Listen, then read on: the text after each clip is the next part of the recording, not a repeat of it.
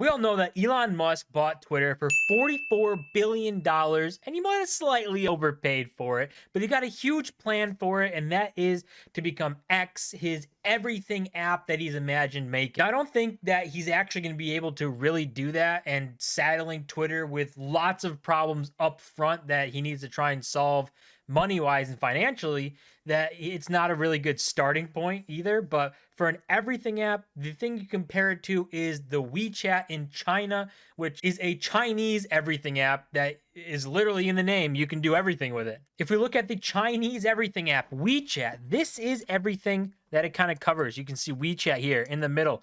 You got chats, me, discovery, and contacts.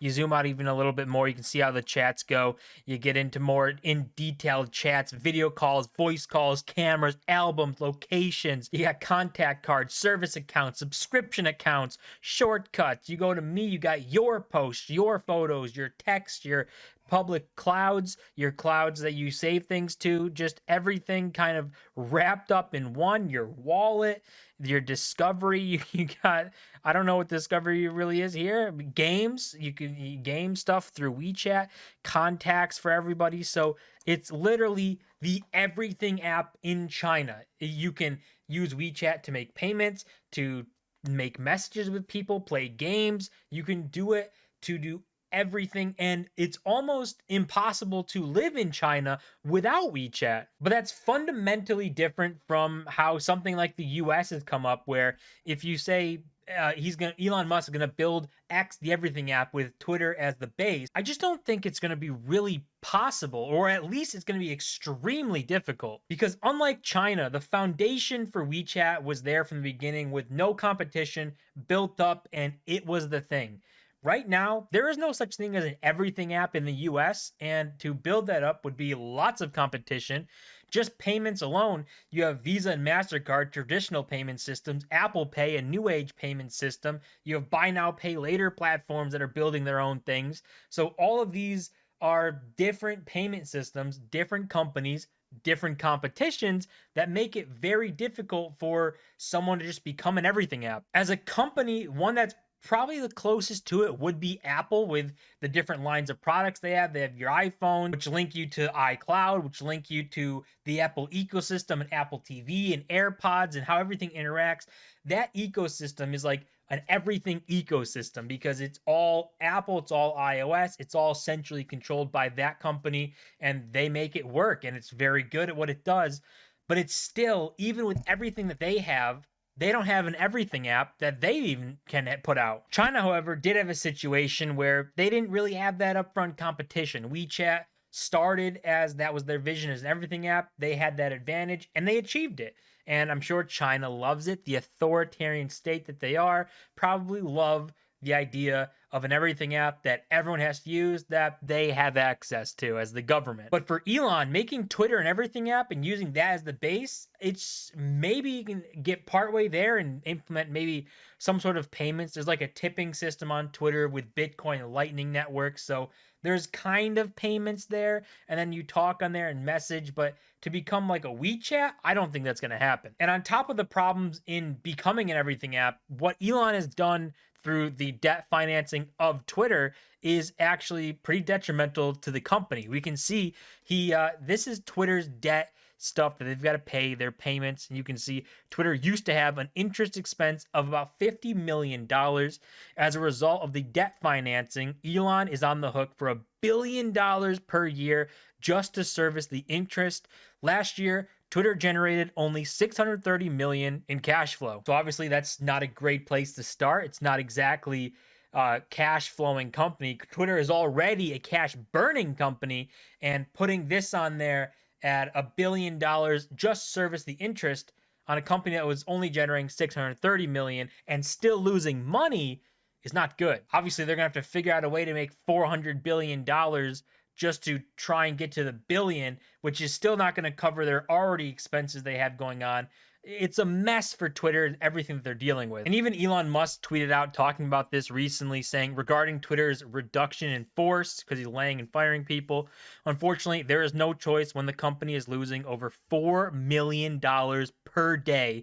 and everyone exited, was offered 3 months of severance, which is 50% more than legally required. So, trying to cover his bases here and sound better. I know there's stories all over that he's fired people to get them to not get their severance package, to not let their stocks vest, and to try and go down that route. So, who knows? There's always three sides to every story, your side, my side, and the truth. So who knows what's really going to be the truth here? It's somewhere in between what Elon's saying and what the media is saying about him. But for a company that is losing $4 million a day, you got to cut costs. And the biggest cost to any company, really, most of the time, is their workforce. But this just adds to the hurdles that Elon's going to go through for making Twitter an everything app, because the expenses and everything that's already saddled on it, with the billion-dollar debt payments they need to do on top of being a losing money company, it's going to be very difficult to overcome that. That's why you have him offering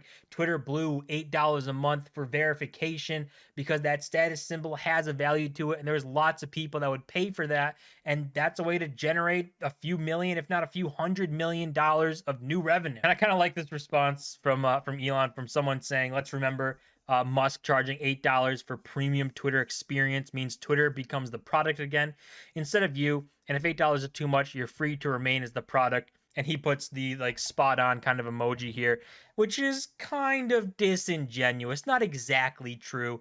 $8 a month. It's definitely for the status of the check mark, a little bit priority, comes with whatever you want to say. But the keyword in that was half as many ads, which still means you're getting targeted for ads. And even if you weren't, they're still going to harvest your data. It's a social media company. That's the baseline of what they do. And every social media company is harvest your data. So no, you don't become not the product by paying $8 a month for Twitter. You still very much are the product. They are still going to harvest your data. They're still going to use your data to sell ads, and to sell ads right back to you too. So you don't necessarily become not the product.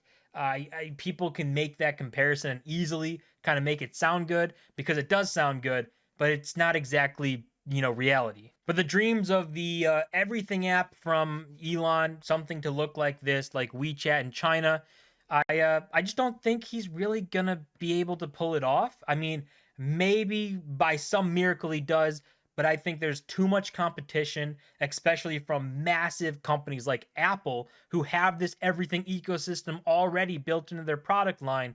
Elon trying to compete with that, it's going to be very difficult at bare minimum, if not impossible. Time will tell what happens with Elon and this Twitter deal, if he makes it X, the everything app, and if he can actually push it forward. The first challenge is going to be making the company profitable so that he can service that $1 billion a year in debt from a cash burning company, turn into a cash making one. Because Twitter off of the rip was already not like the best base for this kind of thing. It was already losing money, wasn't running great. When he bought it, he saddled it with a bunch of debt that made it even that much harder to become profitable and not sink.